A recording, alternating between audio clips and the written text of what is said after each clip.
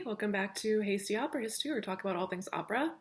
I'm your host, Allison, and today we're going to talk about opera and illness, more like opera and illnesses that caused pandemics and public health crises. So not small illnesses, but illnesses that caused a lot of chaos and everything like that. So we're going to talk about how the opera industry was affected in those times. We're also going to talk about individual operas that talk about illness, kind of comment on it. So we've seen how mass illnesses such as COVID have affected creative industries like opera. We've seen that a lot of places had to close down. A lot of places had to resort to virtual exhibitions or virtual performances. Money is always a struggle for arts institutions, right? But money was an even bigger struggle for these places under COVID. A lot of musicians lost their jobs, a lot of artists lost their jobs. So we've seen how much mass illness can affect arts industries, even though it seems like the two should be separated from each other. So today I'd like to look more at how opera was affected in other centuries, not just the 21st, but also looking at opera during times of mass illness in Europe in the 17th to 19th centuries. So I'm not going to cover every epidemic and illness that occurred during that time because there were a lot of them. But these are just the ones where I could, find resources, and I could also relate them directly to the opera industry. So I'm going to talk about how opera as an industry, opera compositions, and opera workers changed in response to these illnesses. So the main illnesses that I'll be talking about are typhoid and cholera. This is not to discount the bubonic plague in any way, but these are just the illnesses that it seemed like people talked about the most in their operas, and also there's more documents and pictures I could show you guys from archives that I could share with you guys. So the first place I'm going to cover is actually Lyon, France, and there was a typhoid epidemic there in the 1690s. So at this time, Louis XIV was the king of France.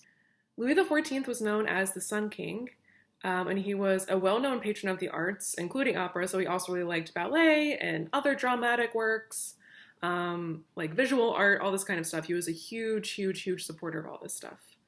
But he was also a king who loved opulence, which didn't really sit well with a lot of his subjects who were, farmers who were trying to make ends meet.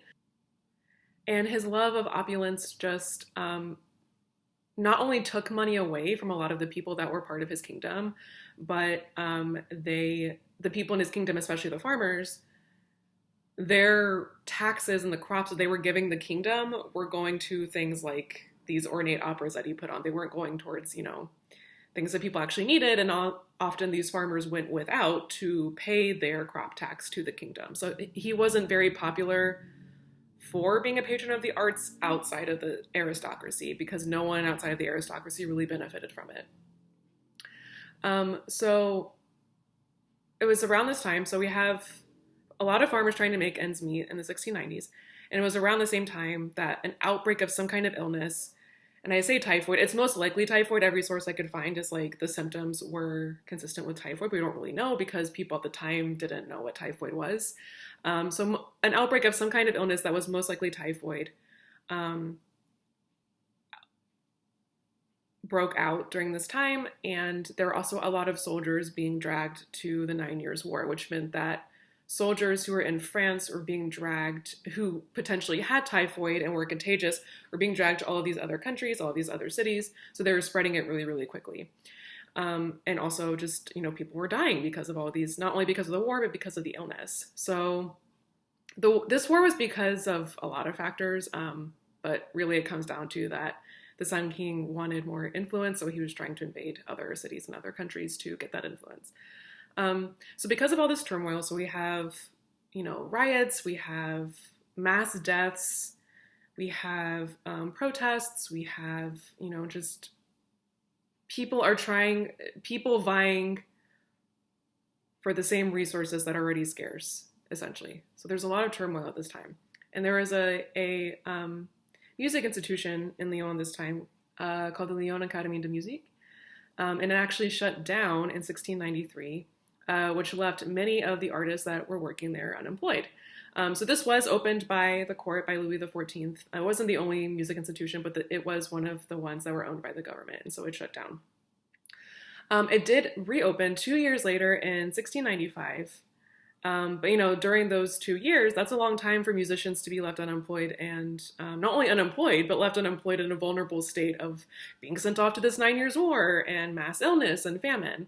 So it was a really scary time for these musicians.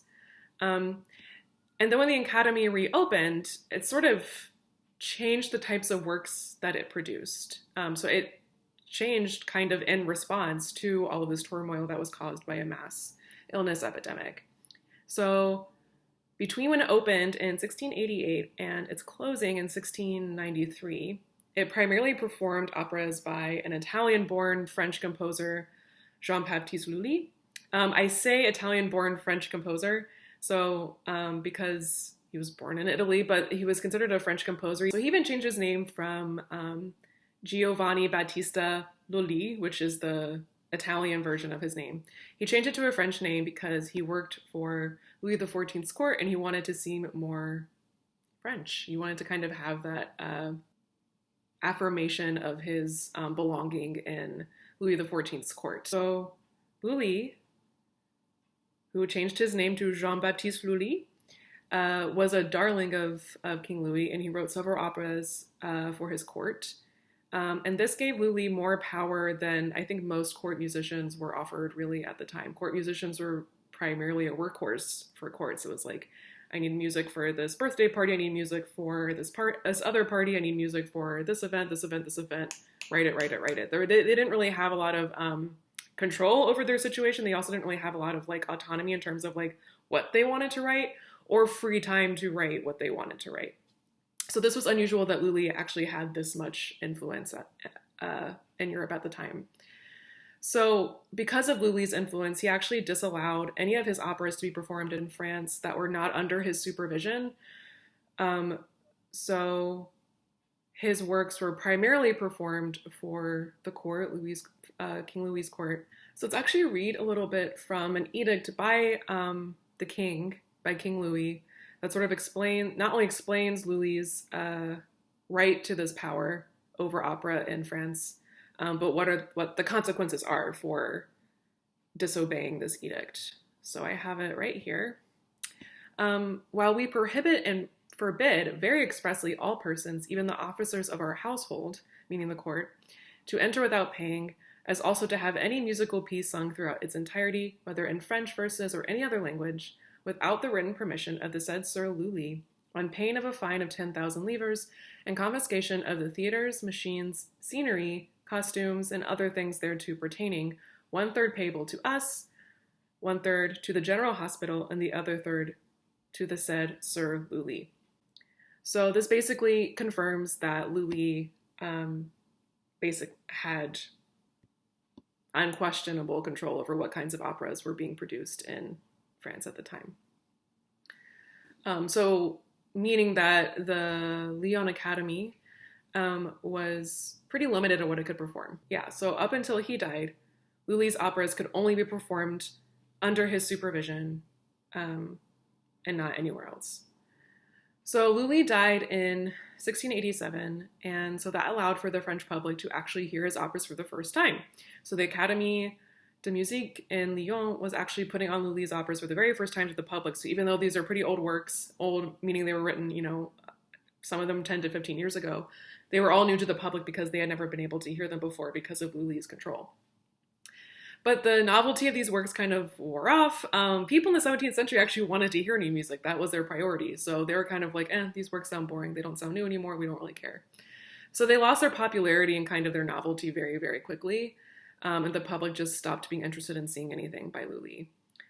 So then that meant that the Academy began to lose revenue, which combined with everything else that was going on at the time, like the war and the epidemic, they closed the doors in 1693.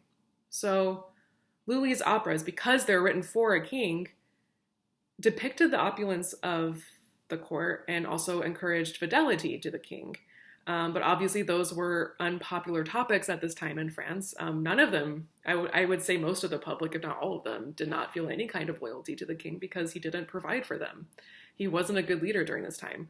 So they just not only did the music kind of sound old-fashioned, but the topics and the framework of these operas were just not something that they were interested in. So the Academy did listen to this, though. So when it did reopen, it started featuring new, more comic works. So it responded to the way that the audience responded to operas that were put on during the typhoid epidemic. So the comic works that the Academy put on when it reopened in the 1690s was works that poked fun at the aristocracy. They made fun of Lully and his operatic style. They would have these like sopranos who would like be screeching because they thought his, the way that he wrote sopranos was like too high up there. They portrayed all the sopranos as divas. They had these impresarios who were like financially incompetent and wasting money all the time. So they just, kind of took these archetypes of people involved in opulent court opera and made fun of them. And those were extremely popular, and the Academy actually did really well with those works. So France in the 1690s, opera kind of responded with humor after all of the disaster.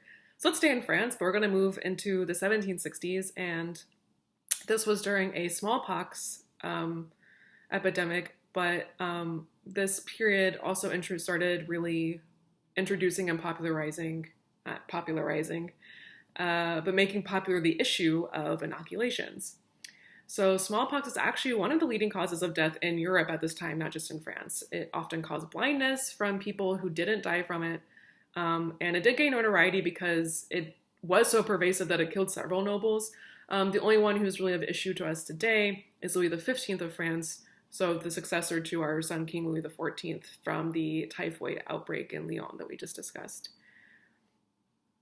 So even though there was an inoculation that was developed, there was a lot of resistance to it. I don't know if that sounds familiar. But the monarchy was anti-inoculation very strictly until Louis XVI. So I remember I just said Louis XV he died from smallpox. So Louis XVI was inoculated, hoping to avoid this again. But that also rubbed up against their historically staunch anti-inoculation stance. So that very action made inoculation a political topic in France at the time. So there was an opera that was kind of in celebration of the inoculation called La Fête de Château by C.S. Favart in 1766. By the way, I put all the names of these operas and everything down in the description. So in case my pronunciation is terrible and or you don't know how to spell it, it is down below. So La Fête de Château was commissioned as a court opera, and it premiered in 1766. It was also produced for the public in Versailles in 1774 as an expressly pro-inoculation declaration by Louis XVI and his wife Marie Antoinette, who you might be familiar with.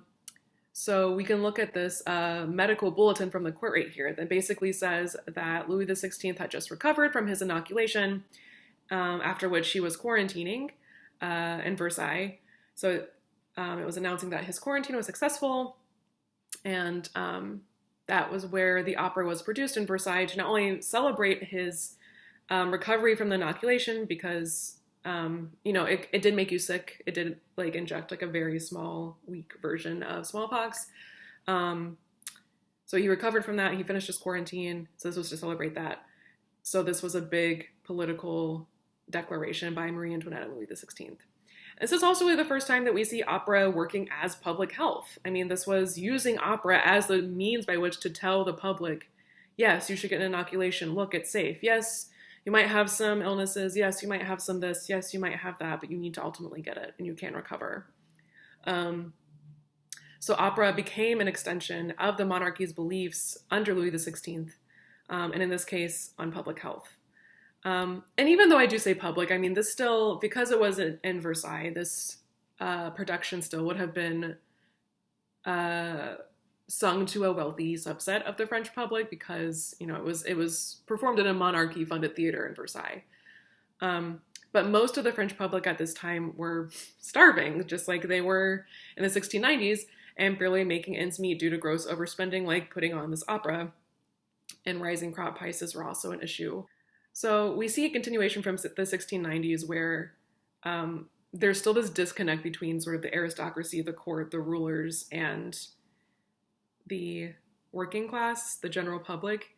They have this common issue in common, but the rulers don't really do anything to help.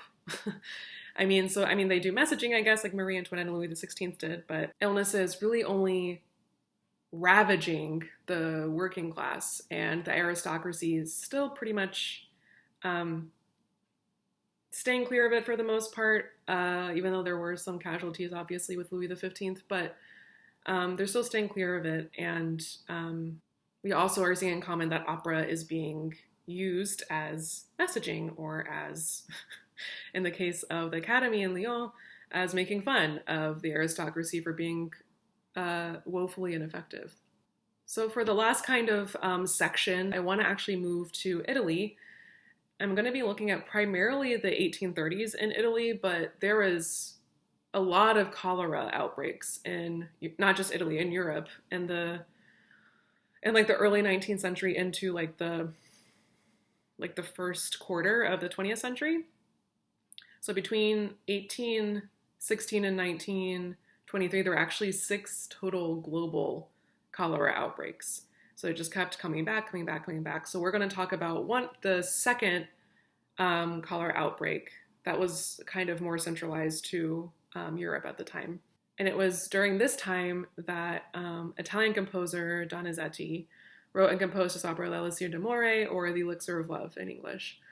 So this opera premiered in 1832 in Milan, and it was commissioned because there was a rival theater also in Milan that wanted a comic opera for the spring, so that they could stay in competition with this other opera house in Milan. So opera was still, thriving, and the court operas were still clearly doing well. So similar to France in the 18th century, it was primarily the poor who were affected by this mass illness in Italy.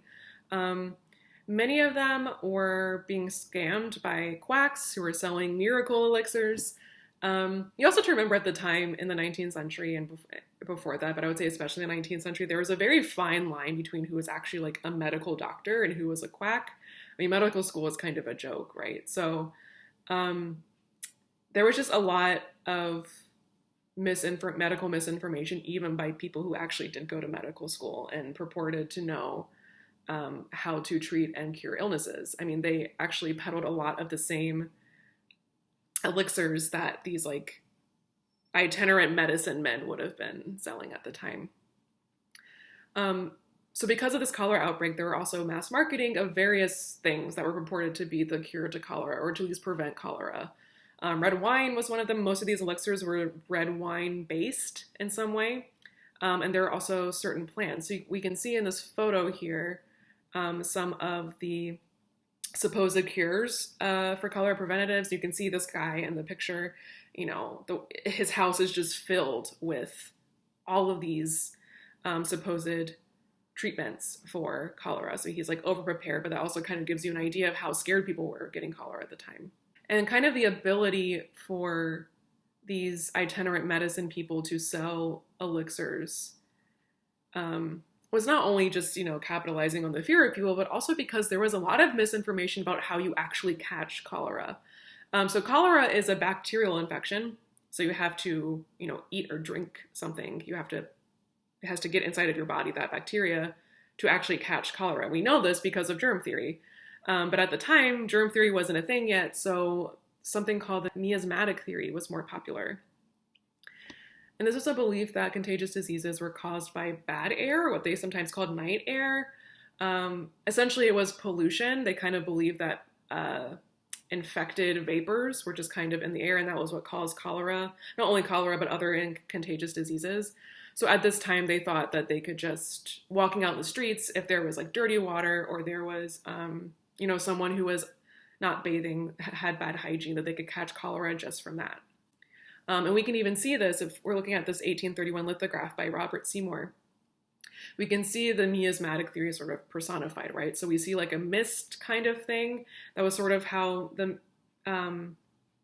miasmatic theory was talked about, was that this mist or miasma cloud had these was kind of infected by these cholera-causing vapors. And we can see the limbs of death, right, kind of coming out of this miasma cloud, and clearly no amount of soldiers can kill this miasma cloud. Also at this time, there was mass political chaos in Italy, and that is because Italy wasn't Italy yet. So it was not unified yet. That didn't happen until 1861 or in the 1830s. So they were actually a collection of independent states. So Milan, which is in the northern part of Italy, was part of the Austrian Empire at this time, and they stayed that way until the unification of Italy in 1861.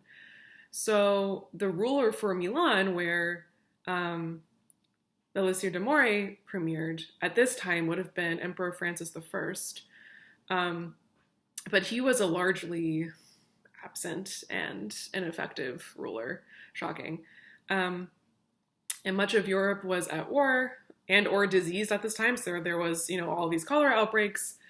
There were various wars for a lot of reasons. There was just basically in Europe mass war over and overlapping wars over land rights, nation rights, state rights. And Francis did very little to intervene in any of this, and the aristocracy basically continued as though everything was normal while the general public was kind of fighting their battles for them, right? So there were huge armies installed all over Europe to squash the rebellions that were related to a lot of things. Some of them were inaction against illnesses, the inaction of the aristocracy and the monarchies against illness epidemics. In the case of the Italian nation states, these were rebellions related to state rights for the unification of Italy. So basically, all these European countries were installing these large armies all over Europe, which is, I'm assuming a big reason that cholera spread like it did, because you had people going in and out of all kinds of places to fight these rebellions. So in the midst of all this unrest, L'Elysir premiered, and Donizetti sort of reflects all of this kind of turmoil in his opera. So he only wrote it 2 weeks before its premiere, which is like pretty common for him. He tended to have a pretty quick turnaround when it came to writing his operas. So all this was still very much happening, like while he was writing it. It was still very much topical when he was writing it and when it premiered. So some of the characters in L'Elysir reflect the politics in Europe at the time. And most notably, I would say, in two of his characters. One of them is named Belcourt. Belcourt is a sergeant, and he's like very self-important. He's a shameless military recruiter. And he's kind of the primary antagonist against the main character, who is a peasant named Nemorino. And he's the antagonist to Nemorino because he tries to marry Nemorino's love interest, Adina, who is a wealthy landowner. And so Belcourt's presence in the opera would have reminded the audience the sort of brashness of the military sergeants at the time, who openly recruited peasants by falsely promising wealth and adventure, which would have been very promising if you didn't even have food to feed your family. Belcourt actually does this to Nemorino so they can get rid of him and woo Adina. He like paints this very romantic picture of being a war hero and tells him about all the money he can make at war, because he just wants Nemorino out of the picture, because Adina is interested in him. There's also the idea, also reflected in the opera through Belcourt, is this commonplace action of militaries just forcibly quarantining villages. They would invade villages, unannounced and uninvited, which is what Belcourt did. He just kind of shows up in this village. And they would forcibly quarantine them to try to stop the illness from spreading. So that was some of the ways that Belcourt represented many of the sergeants that would have been active in Europe at the time. There's also another character called Dr. Dulcimara, and he is a traveling medicine salesman, so it's kind of these itinerant, medicine men that I was talking about before. And he's actually named after one of the supposed cures or preventative medicines for cholera. So the medicine is called Solanum dulcimara, which is the name of a vine that when it's taken as medicine, it can slow down the heart and calm down the patient. But the flip side of that is if you take it wrongly or you take too much or whatever, and cause a lot of side effects like dizziness and convulsions, and it can even kill you because you can, accidentally hurt yourself fatally during one of your convulsions. So there is a dark side to that medicine. So Dr. Dolcemara sells Nemorino the elixir of love, the namesake of the opera. And we can see it here in this lithograph from the 1830s, where he's here on the left selling it to Nemorino on the right. And it even says, you can't really see it, it's kind of hard to tell, but on the bottle it says Elixir d'amore, elixir of love. However, it's basically red wine, just like we talked about before. Most of the quote-unquote miracle elixirs are red wine. A lot of the times, these medicine men would call the same elixir, the same red wine-based elixir, a love potion to one person and a cure for cholera to another person, even though it was the same mixture. So this is just kind of it's from the opera, but it's also probably a pretty accurate depiction of what these medicine men were actually like at the time. And of course, like a proper medicine man, Dr. Dolcemara charges Nemorino a lot of money for this love potion, right? That's actually why Nemorino buys Belcour's whole spiel about the military bringing him mass riches, and he joins the military to earn money to buy more of the supposed love potion from Dr. Dolcemara. So, yeah. And so at the end of the opera, Dr. Dolcemara actually boasts that clearly his love potion worked, right? Because Nemorino and Adino are in love. Like, it worked all along. He just needed to buy more of it. That's all. He needed to give me a bunch of money. And so the audience would have been, they would have recognized the name Dolcemara as that plant because that plant was marketed a lot. So the audience would have been, they would have heard the name like, oh, it's that plant that's supposed to treat cholera. And they also just would have been familiar with the peddling practices of these self-proclaimed medicine men because they were all over in the streets in so many cities in Europe at the time. And kind of follow the same practice that Dr. Dolcemara did, which is, shamelessly peddle this. If someone comes back and says it doesn't work, well, it's because you haven't bought enough. You just have to buy more. Oh, but what a shame. The price has gone up since last time you were here. And then kind of taking credit for things that they didn't actually cure or treat because they wanted to prove the supposed efficacy of their medicine. So the audience would have recognized a lot of these things because they were common. You didn't have to be aristocracy, the public, all of them experienced these people traveling from village to village, from city to city, trying to sell these miracle elixirs. So we can see how some of these practices from the 17th and 19th centuries in Europe continue even today when we look at the COVID epidemic and how that kind of affected the arts industry, specifically the opera industry. So people who are not qualified to give medical advice do so anyway and peddle treatments or cures that do not work and can actually cause harm and are not free. We have leaders who are keeping vital information from the public about illnesses or just kind of being ineffective when it comes to treating the public and educating the public and making sure that everyone has enough to sustain themselves during these kinds of epidemics. We also have, and another common theme is that the poor continue to be the most at risk in catching these illnesses and in dying from them. And so because of these commonalities, we also see that opera became less of a priority for audiences in general. Not just like, the more elite classes who are perceived as being the ones who go to opera, but just in general, people just didn't really have as much of free time or money to buy tickets for these things. And also, the theaters, they had to close down for a minute there. So there were some opera companies that did bring opera to audiences during lockdown. One of them is a Boston-based grassroots opera company called Whitesnake Projects. And they did a few Zoom operas. I can show you a picture here from one of the operas that I saw by them called Alice in the Pandemic. And this was about the heroism of healthcare workers during the pandemic. And here we see in the bottom left soprano Carmi Hiller as Alice. And I did watch this opera, and it's pretty cool. So the singers did actually sing live, and there was also live orchestra. You could see the singers, you could not see the orchestra, but you could see that the singers had earbuds, so they could hear the orchestra. And they had these sort of like, I don't want to call it headgear because it wasn't cumbersome, but they had, a device, I guess, on their head that provided a signal so that the singer's mouth movements synced with the 3D avatars, this kind of rabbit guide that you see on the screen, with the singers. So there was a technology that allowed for them to do that. And to be fair to White Snake Projects, one, it's not a perfect technology, but two, this is a technology they had been working on before COVID. So they also had more time than other opera companies to provide an opera like this. And yeah, if you're interested in the tech part of this, I mean, it really is, it's pretty cool. There's tons of YouTube videos by White Snake Projects that kind of talk about how they develop this and how it works. So if you're interested, feel free to go check those out. But yeah, so that's one of the ways in which the opera industry did change a bit. It had to change kind of the way that it brought opera to its audience.